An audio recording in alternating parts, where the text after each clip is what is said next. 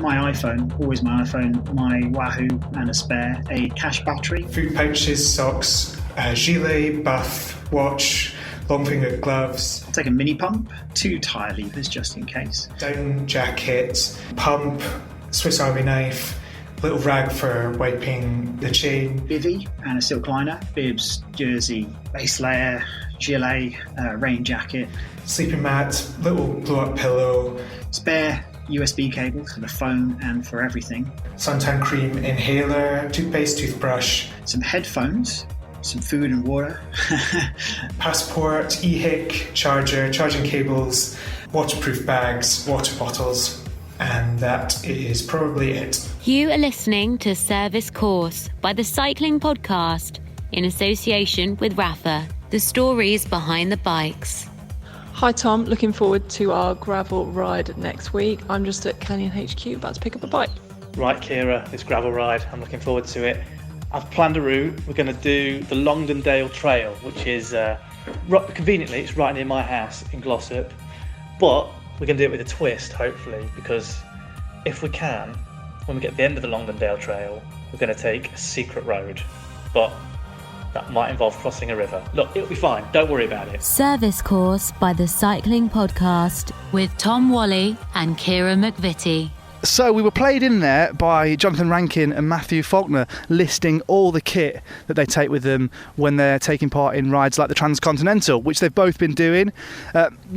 For some riders, that race has just finished. When I last checked, Matthew was hovering. He was one of the favourites, but he was hovering about 17th place. Jonathan was also one of the favourites for that race.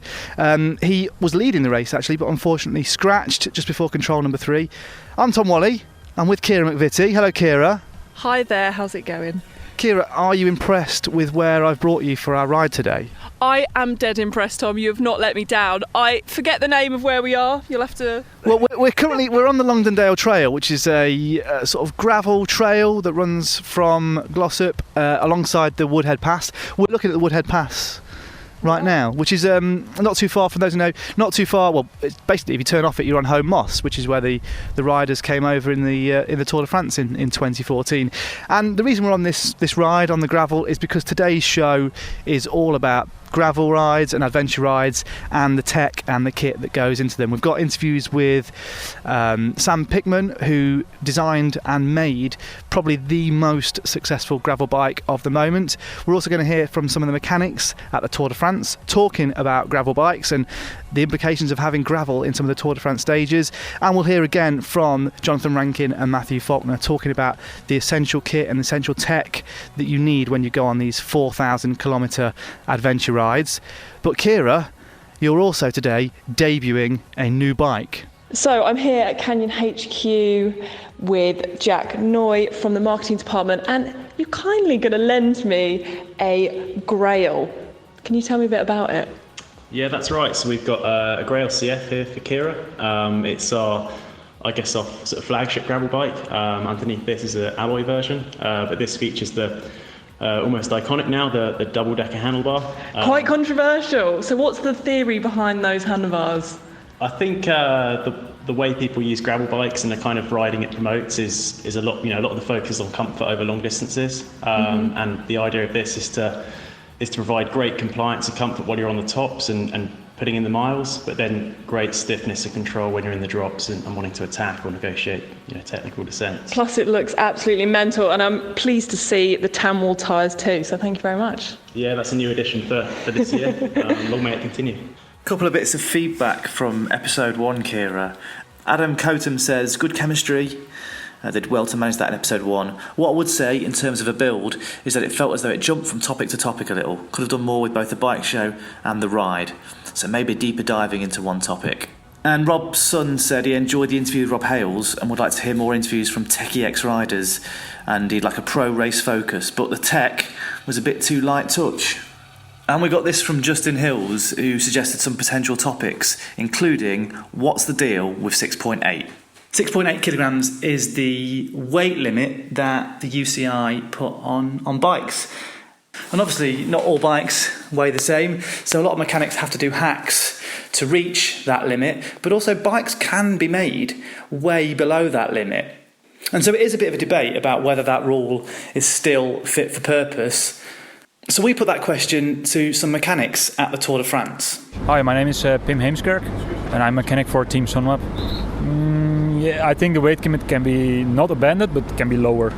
Yeah, that's up to the UCI. That's not something that I can say, but yeah, it also depends on what manufacturers can do, and it needs to stay safe. So it's not really up to me to say what the limit is to keep it also safe, because yeah, for sure you can make a bike of 5 kilos, but is it then still safe to ride as a pro? I know everyone he try to go less. We have a less weight on the bike. So for me, 6.8 is okay. I'm Fausto Oppici. I'm a mechanic from Mitchelton-Scott. Every time we need to play with the bike, because sometimes it's so late, so we need to put the weight on. So sometimes it's not easy also for us, because we need to check every time we change the wheels. So also we need to check which weight we have, because the big wheels is one way and the other one is less. The weight limit is there for everyone. For us, we have to monitor it if we do something different on the bike. If we take power meters off or different wheels, lighter wheels, we have to monitor it every time, just to be safe and not get a rider disqualified or the whole team get kicked out. So that's the big thing. We're always aware of what's going on, and we just have to focus on that. Jaco Stein, mechanic for EF Pro Cycling Team. The previous Evo frames, we had to add weights. Now with the disc brakes or the rim brakes, they on the limit, so we don't have to add or anything. So 6.8 is a fairly good weight. For me, for instance, I prefer go up to 7 kilograms per bike, and that's a round figure for everyone. It's not you have to play a little bit of this or that, so it's standard for everyone. This is a really good question you asked me, because I think all the teams agree. We have all bikes from around 6 kilo 5. So the UCI say it's for the safety reasons. But if you put like 200 grams of weight under a bottle cage or in a frame, you're not safer with your bike or with a 6 kilo 5. Jean-Marc, I'm the head mechanic of the CCC World Tour Pro Team. So they are really behind, and they make a lot of other rules, and they shall more anticipate, like you say, in the years we are now. This is a rule like from 10 years ago. So I think 6 kilo 5 will be a fair weight for a bike. I don't think I've seen Kira have so much fun on the bike ever. You enjoying it? Kira, what do you think about the UCI? So the UCI weight limit is 6.8 kilograms for bikes. What do you think of it? I mean, obviously it's there for a reason, so people don't make bikes made out of pencils or something. That's true, and they would definitely do that, of course. But I mean, is it still fit for purpose? I mean, you must have ridden some super light bikes in your time, the bikes you get to test. I have definitely. I mean, I feel like you can have a bike that's safe that is less than 6.8, but I feel it just stops people going a bit kind of AWOL on the lightness front, because obviously if you push limits there, you're going to end up with very low tolerances for people on the bikes. So yeah, I mean, people are going more aero over weight, I'd say. But that's a whole other episode, Tom. That is definitely another episode. Today we're still on the gravel, and so we're talking about weight limits. Both of us are well over that weight limit because we're both on gravel bikes. Kira, you have had a massive smile on your face throughout this entire ride. I've only been doing it for about 10 minutes. Tom, it's a grimace. No, but yeah, I am really enjoying it. I mean, for me, it's just about getting out into nature, guys. And there is something to. I mean, we were just saying, like the sound of gravel under your tyres is pretty pleasing, isn't it, as well? Yeah, definitely. And I feel like, you know, if you're riding on the road, maybe you want to do a longer ride, whereas, you know, we're only doing sort of 10-15 miles today, but when you're doing it off road, it's a lot of fun, and it's plenty, actually. So I think we obviously gravel bikes have been around for a while now, but it feels to me like the marketing has just finally grabbed hold of people, because I'm a total convert to it. I'm like I said, I'm late to the party. You're even later than I am. I've like arrived and everyone's gone home. I'm like, oh. But it's weird. Like, I mean, a couple of mates of mine just this week have both expressed an interest in getting gravel bikes, and like I say, I'm a total convert. It's just a nice sort of palate cleanser when you spend so much time on the road. For me. Yeah, definitely. I feel like the way forward is, gravel bikes and mullets. That's basically it. Well, I am growing a bit of a mullet at the moment. Let's not talk about my hair. But gravel is featuring more and more in proper bike races. We had a section on La Planche de Belleville in this year's Tour de France. So we asked some of the team mechanics at the Tour de France about the challenges facing them when there are gravel sections in the race, and whether there ought to be full gravel stages in future. If we have a lot of gravel and dirt, we for sure go for different tyre width. We go to 28 or even 30. Same like Roubaix, then we ride on 30s. For sure it creates more work, but it also has something mythical. So until a certain height, I think it's okay to have it. But if it has 4 climbs on a dirt road, no. Like here in the Tour 1, it should be fine. Yeah, it creates work, but that's also part of the job. It's also, we have some challenges with it, and that's also nice. Well, actually, if it is such a short piece, we didn't do anything. The only thing, of course, the bikes are dirty, and from my opinion, this have nothing to do in the Tour de France. It's bullshit. We are in 2020 now. I think Fausto Coppi, they went on gravel, but it doesn't make any difference. It's just the show, but there is more and more show in cycling. Yeah, they want to see the show, but I think the show is going on now. We have marvelous, nice stages on normal roads. In the last 10 years, I never saw such exciting Tour de France on 2 or 3 days of the end. So you don't need really the gravel to have the show. Normally, like on this gravel section, you're gonna not win the Tour, but you can lose them, and this can never be the goal from the Tour de France to get a rider in trouble for maybe one kilometer of gravel. And of course, then you can come back and also say, you have also the Roubaix stage, but this is then something else. Then there you can be prepared. You go with other wheels, you go with other tires. But if you have like a pretty normal stage and the last K they send you into the gravel, I can't agree with that. If they do a stage like with 10 kilometers, like with 5 sections of gravel, then of course we're gonna anticipate and tires and in pressure. But like for the last 700-800 meters, we don't do it. Chute à l'arrière du peloton. Cycling Podcast team car at the back of the pack, please. That was Seb Piquet, the voice of Radio Tour at the Tour de France, interrupting this episode of Service Course to remind me to tell you that this episode is sponsored by Komoot. Now, Komoot is a free-to-download route planning app, and I've been using it a lot recently. I didn't use it for this route on the Longdendale Trail because I know it very, very well, but I have used it to extend the route and link it up with other gravel tracks in the area. In fact, you can use the With Gravel algorithm on the app to prioritise routing on gravel roads.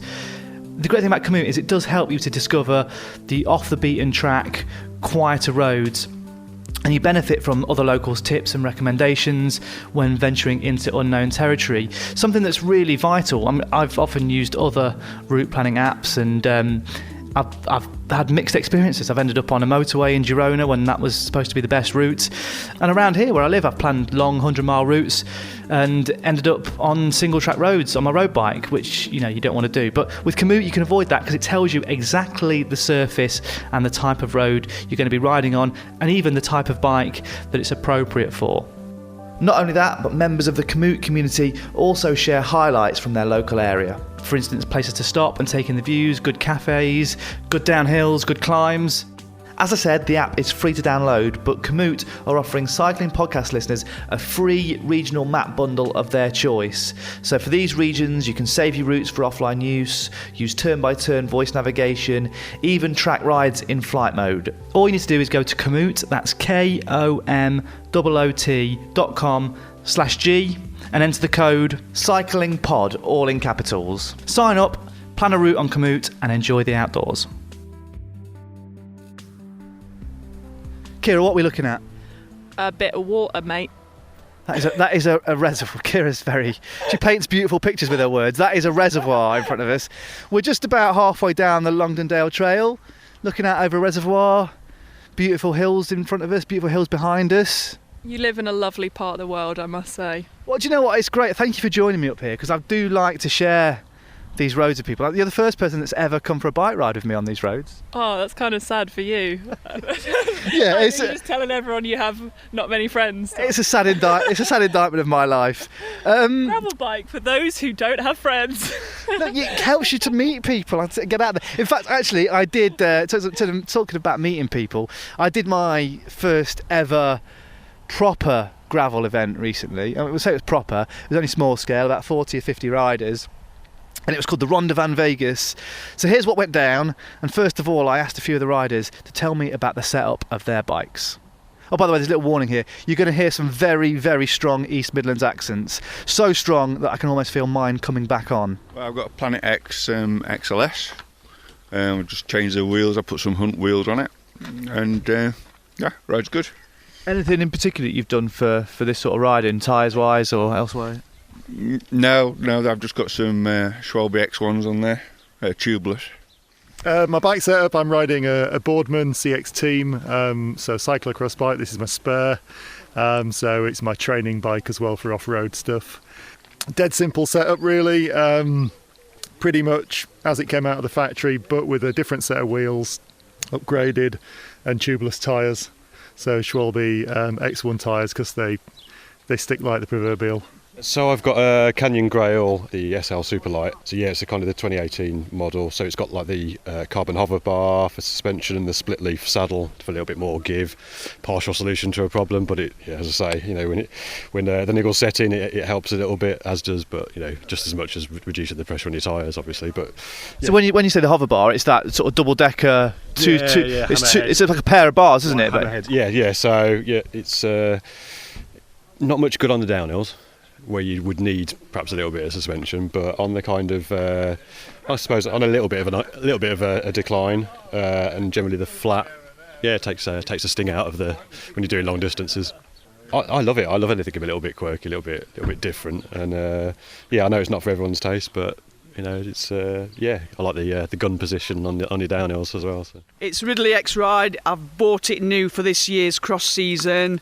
I changed one of the rings at the front. I put a 34, so I've got a 34 on the front and 34 on the back, because I'm not great up hills. I think it's got a 46 and a 34. It did have a 46 and a 36, so I dropped it down one. I'm tubeless. I've put new DT Swiss wheels on, mud wrestlers.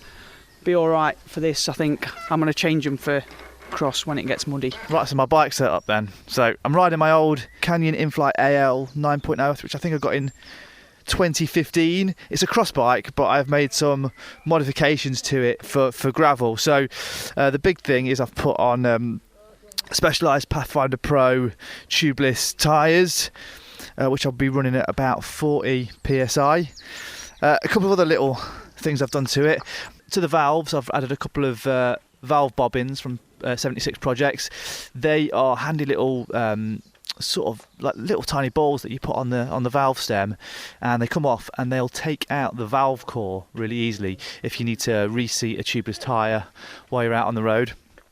I'm riding with two bags, one on the top tube and then a little piggy pouch down below my water bottles, a Lifeline Garmin mount which sits on the front of your stem. It adds to the front plate, and you can mount your Garmin on top of it, but more importantly, when you're doing off-road things, you've got to capture it on video, so it's got a GoPro mount below it. So I've got my GoPro on. And that's it. Other than that, it's still pretty much a standard CX bike, with the big difference is these tyres.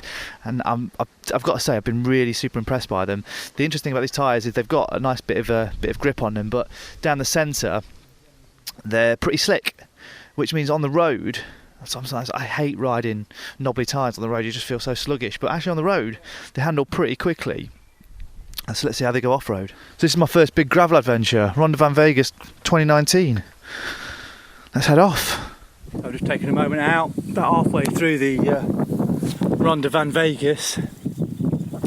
It's a bit of I've swapped to my iPhone by that, that's why it sounds a bit different. It's been a bit of a learning curve, steep learning curve to be honest. The first few Ks I thought I'm going to hate this. It was all single tracks through woods, very rutted, a lot of roots sticking out and a lot of big rocks. A lot of time I'd just put a foot down or push my bike at times, but since then the road has opened up and been a lot of what you'd consider proper gravel roads. Amazing. And in terms of the bike is just the tyres in particular, it's the first time I've really run tubeless, and they just seem to, as soon as they get onto the gravel, they just seem to love it. And the experience is not that different from riding on the road. You can put power through the bike, you can trust it. Anyway, I'm in the middle of nowhere. I've spent a little while catching a lot of riders, and I've not caught anyone for a while, so I think I might be out front, which is just as well, because if anything goes wrong with my bike, I'm not going to be the one to fix it, so it would be nice for someone to come past. Anyway, right, time to crack on. Let's go find some water. One thing that's letting me down tech-wise is my Garmin today. Because it's on such small lanes, I guess maybe I'm not even using it properly, but taking a lot of wrong turns, such as now, where I seem to be in a farmer's field, because the path I want to be on is on the other side of it. What's a little trespass amongst friends, eh? Oh, well, it's over. I don't mind saying that I found that pretty hard. I think what's hard is riding a heavier bike than normal with tyres of lower pressure, but also the fact that the off-road sections, particularly the really technical ones, I just don't have the skills for that.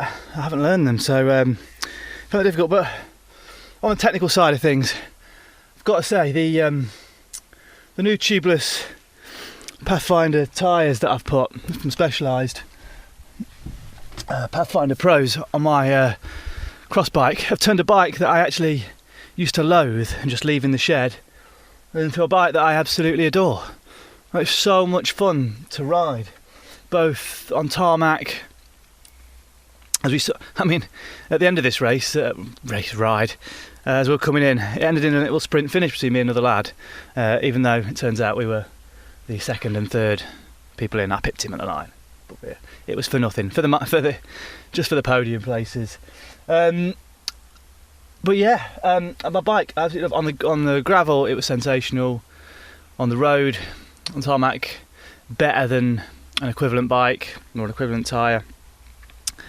Yeah, really loved it. But another thing that I've come to realise from doing this is I've always thought in terms of bikes that simplicity is what makes a bike beautiful. But actually, there's also a beauty in a bike that's absolutely loaded up with saddlebags, top tube bags, just storage all over the bike. There's something actually quite beautiful about a bike for adventuring. Science in Sport, fueled by science. Thanks to our sponsors, Science in Sport. I'm not sure if they make a gravel-specific supplement, but if they do, I definitely want to try it. As you've been hearing throughout this episode, we've spoken to various team mechanics at the Tour de France on a variety of subjects. We've spoken to mechanics from CCC, Mitchelton-Scott, Sunweb, and EF Education First. To be honest, I've been cycling for many years. There's no non-moto. I think it's if you have a motor in the bike, I'm sure that is just you're cheating yourself. I think it's a bad image for the team. My name is Rajan Murugayan. My job is mechanic in the team EF. Believe me, there's no motor. There's nothing such thing. There's a motor in the bike. Believe me. And they, in fact, UCI come and check every day. That's my motto. Is your job easier now or harder than it was when you started? Because the bikes have got better and more sophisticated, but are they also more complicated every year? It is more harder now because we compare 10 years ago, we still bring 4 mechanics for Tour de France. Yet now, with extra material, extra, little bit different, but we still have 4 mechanics. I hope we have more extra mechanic that we can make it work better on the bikes, so the bike will perform better on the race for the riders. Finally, Raj, what sort of hours do you work on the tour? So it depends on the plan race program we get, but ever since we are here for this Tour de France, we start to get up from 7, we start 7:30 ready. So it's a long days, these few days. The thing is, the race start late, finish late, and yes, you need to focus on the bike, let's say 3 hours. So if you arrive hotel 7, you can calculate yourself, 3 hours, 10 o'clock finish work. When do you eat? We eat when we have time, but normally we eat. But okay, these few days we eat, like rushing in the last moment, we need to go eat. Kira, I'm about to do an interview later on with a company called Allied that make gravel bikes, and they made the bike that won Dirty Kansas. Before I do the interview, I'm going to send you a picture of the bike, and I just want your honest reaction to how it looks. So, incoming, watch this space. Well, first of all, Tom, what the hell is going on with that rear stay? It looks mental. Kira, can you just walk over? I like the sound of the gravel under your cleats. That's like some great Foley there. Kira, we made it across the river and we found the undiscovered gravel road that I wanted to ride on. It just keeps going up, Tom. You think you're at the top and you turn a corner and then boom! There's another one! I mean, really, there's a reason why most people don't ride this, because it's about 25%. There's literally no traction on it. We've mostly been walking, haven't we? I mean, I thought that I had the power to get up it, and I just didn't. I just lost traction on the gravel, and I just kind of toppled over to my doom. By the way, we should talk about it. You've been riding a new bike. You've been riding the Canyon Grail. How have you found it?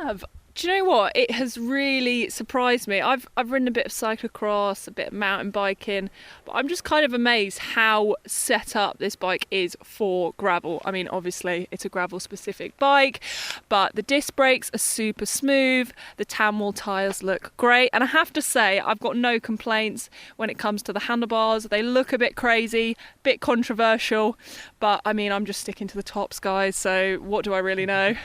And I'm finding the seat pin has actually got a split in the middle, which is to aid your suspension, really. And I think that's making a massive difference, particularly on the gravel. It feels super smooth, especially compared to a cross bike or a road bike. Well, that's something that Canyon have been doing a while, actually, haven't they? They've got those split seat pins. I've never known, because I haven't ridden anything different on the gravel, so I don't know what effect it's had, but I've been using one for ages, and I've got to say, they are quite comfortable. Yeah, definitely. I've been pleasantly surprised, because I, like you, saw those funky handlebars and I was like, what in the holy hell is that? Just burn it with fire, destroy it. But actually, I mean, I'm not going to say I'm a full convert, but they're not awful. No, I think the bike you've been riding is particularly beautiful. Actually, I've got to say, the more I look at it, the more I covet one. So anyway, we are sat on a gravel road overlooking the Woodhead Pass. We're up at the top of a hill now, overlooking the river. It's pretty beautiful, actually. It's been an amazing ride. We're about to turn round. On episode 1 of this show, Kira did say that, whenever we did something particularly nerdy, we would have a disclaimer, a nerd warning. It's time to issue the first of those nerd warnings. So a while ago, I spoke to Sam Pickman of Allied Cycles. He designed the Able, which you just heard Kira reacting to, which is probably the most successful gravel bike out there in terms of the races that it has won. This year, it was ridden to victory in both the men's and women's editions of Dirty Kansas, thanks to Colin Strickland and Amity Rockwell. And I spoke to Sam, and we started by talking about how he got into designing bikes. I mean, I've been in the bike industry for kind of a long time. So I was wrenching on bikes when I was a kid in the local bike store back in Rhode Island, and I always knew that I wanted to work in the bike industry. I went to school specifically wanting to design bikes, so I took classes that sort of, I felt would aid me in that ability. Took classes around composites and design and stuff like that. And then got a job right out of school at Specialized. Worked at Specialized for 11 years. Just had an awesome experience. Worked with some really wonderful people, some friends and mentors that I still keep in touch with. And then left Specialized 3 years ago to help start this project, Allied. And, didn't really I had no issues with Specialized. I was ready for something new. I had worked there my entire professional career and was ready for a new challenge, and had always kind of been fascinated with being an entrepreneur, working at a startup, doing something from scratch, doing something that was, completely, working on product that was really, reflective of me and the type of riding that I wanted to do. Because at Specialized, it's a bigger team. You work in big groups. They make fantastic product, but you find yourself arguing a lot for the things that you want versus the things that other people want. So it was a really fun opportunity, and it's been far more than I bargained for working here. That's for sure. So when you left to set up, to start up the company, did you have a particular style of riding or type of bike or philosophy that you wanted to sort of explore more? Well, when I left Specialized, I was really, I'm like you, I'm a roadie first. I love all types of riding, mountain biking, cyclocross, road, but I was really a road racer. I was very into it. Towards the end of my career at Specialized, I had stopped racing. I had just had, I'm married, I have a couple of kids, and doing it all was very complicated and couldn't really do anything particularly well. So, stopped racing and just started kind of enjoying riding more, but was still, riding road bikes. There's beautiful roads up and around where Specialized is headquartered. And the bike that I always loved the most was the Tarmac. That was the bike I loved working on the most. It was the bike I loved riding the most. It just sort of boiled down to the essence of what a race bike should be and feel like. And for me, that was the bike I liked riding the most, and the bike that I wanted to work on first was sort of that stripped down race bike. But when I got here, I started riding in the dirt a lot more and just really fell in love with it, and kind of started to turn around ideas for what I felt like the ideal off-road bike should feel like, and was lucky enough to be able to work on it and launch that recently with the Able. So do you have to, with a background in road, do you almost have to try and forget what you know about cycling before you start designing something like a gravel bike? No, not at all. Because the general principles are the same. So the one thing about when you talk about a performance road bike, there's sort of certain characteristics around handling, around chassis stiffness, around fit, that all translates over to dirt riding. It's just adjusted slightly to make it, better performance in those conditions. But the end goal is the same. The end goal is to go fast and to have fun going fast. Like my thing about bikes is I love the escapism. I love just getting away and riding. But more than anything else, I love the speed of riding bikes. I love how quickly you can go on your own under your own power, and I think that's true under dirt and on paved surfaces. So that the same mentality around, okay, this is going to be specific to this thing, right? And that thing for me is, the ability to go fast, to have a bike that does sort of exactly what you want in terms of performance and handling and pedaling, regardless of the surface that you're on. And that's true of all the bikes that we make. So I want to talk more about the design, because it is quite unique. Can you describe the design of the Able? So the Able is, like I said, it leans towards the performance end of a gravel bike. So this is a gravel bike that, is happiest when it's going quickly. The most striking feature on it is the elevated chainstay. One of the main targets when we were deciding to do this bike was we wanted to have it maintain more of a road bike feel, and part of that was keeping the wheelbase short. You have to lengthen the front center of the bike in order to get the steering geometry that you want, but also to avoid toe overlap, which is kind of an issue with some of these higher tire volume gravel bikes. And so in order to keep that wheelbase short, we had to really shorten the rear ends, but we also wanted to have high tire volume. So this bike can fit a 700 by 43 tire.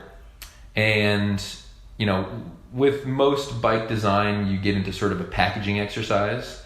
And when you have tire volume that large and you have sort of chain rings with a narrow bottom bracket, which is 68 millimeters in the road, you just have no room in that area to pass a chainstay through. It's just too narrow. And a lot of companies have dropped that chainstay, but we were, looking at the landscape of the components, and we were thinking, man, one by has gotten so good, and the range of the gears is so good, simplicity is great, and looking at the trend of what happened on mountain bikes, we decided to say, okay, this thing is going to be specific one by. And once we made that decision, it gave us total freedom on what to do with the drive side chainstay. And we decided to go up because as you go up, there is absolutely no limitations in or very few limitations in the sizing. So we could have, incredible stiffness without having to worry about, that sort of packaging and the clearance in between the tire and the chain ring.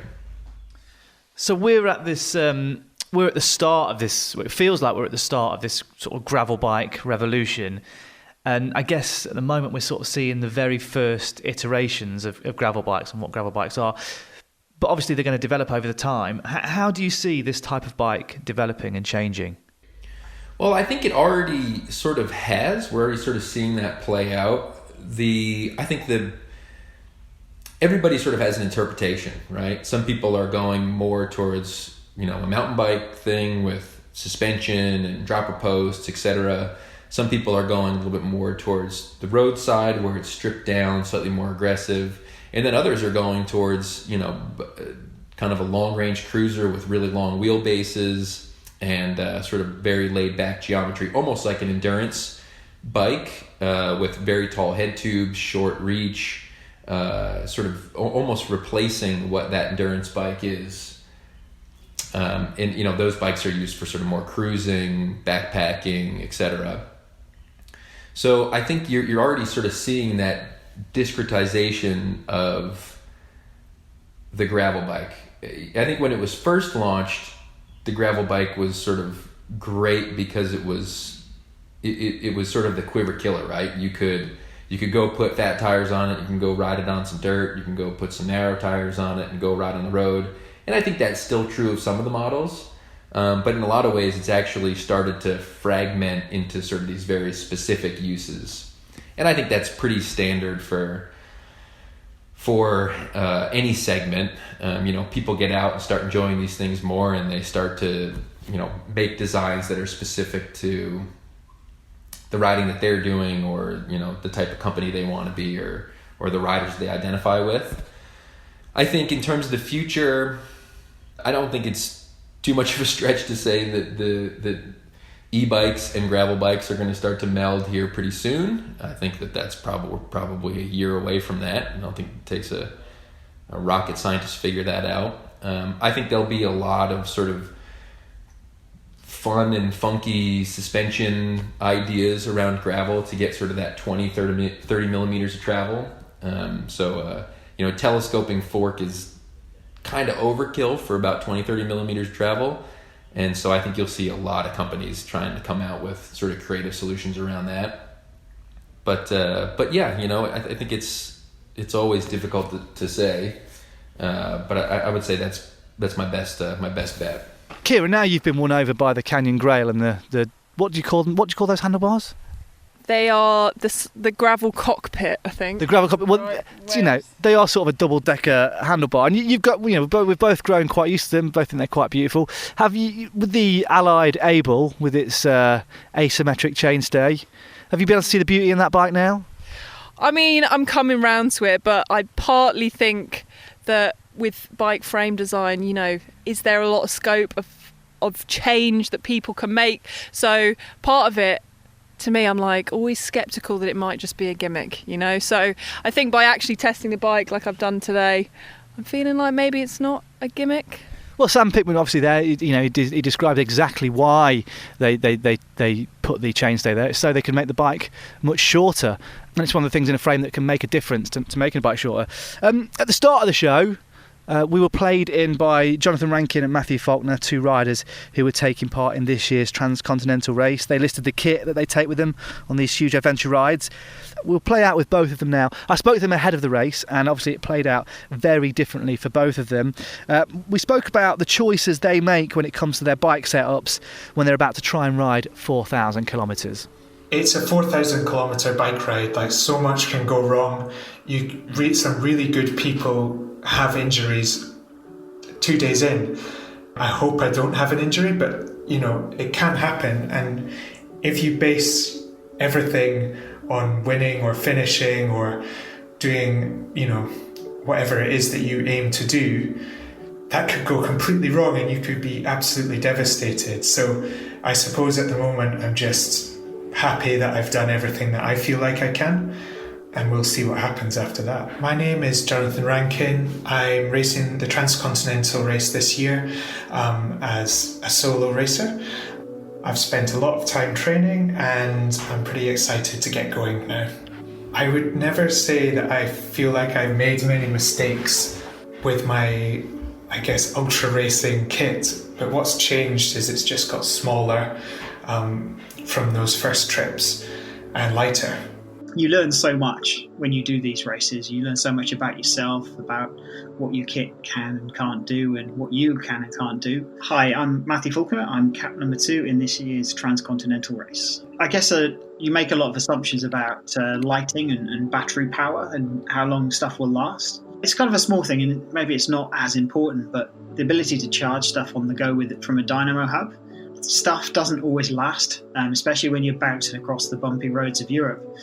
So I think that first year I had a lot of problems with the single USB cable that I took with me for my iPhone. Having to spend a lot of time, you know, hunting around for a phone shop to get a replacement cable was not something that I'd really planned to do. But yeah, it's always something, you know, you come across the problems, you solve them. But if you have a spare cable with you beforehand, yeah, you can get past that a little easier.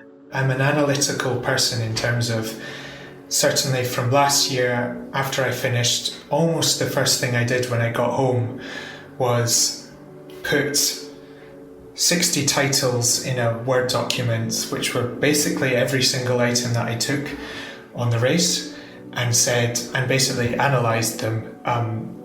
Would I take that again? Would I take that size again? Would I take, you know, is 100 millilitres of suntan cream enough to last you 10 days, or do you need more?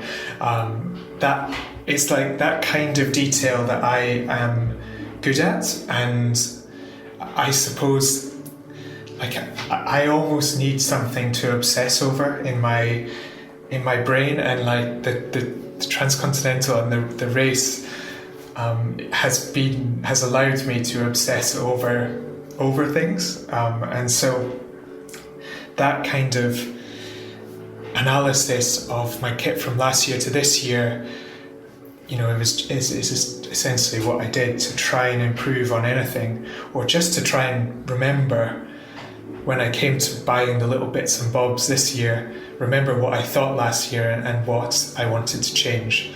I asked Restrap to do pockets in both sides of the bag so I could just keep everything organised.